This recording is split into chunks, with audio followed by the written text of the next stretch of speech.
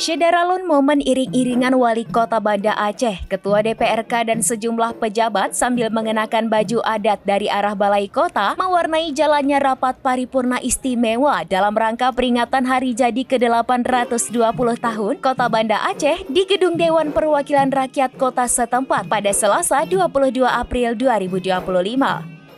Sejumlah pejabat pemerintah kota, Kapolresta, dan Dim hingga anggota DPRK Banda Aceh mengenakan berbagai motif baju adat Aceh dalam rapat paripurna tersebut.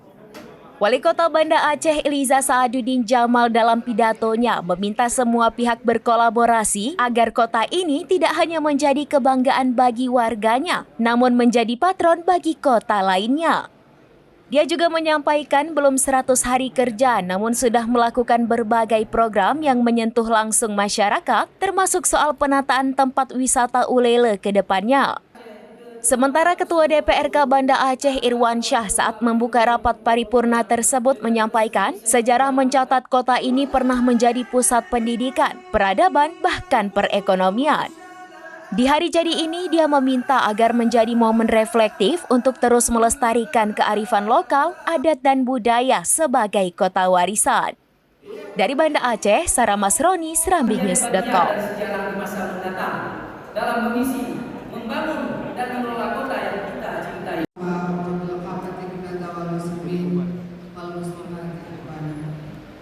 Syukur pada Allah Subhanahu wa Ta'ala.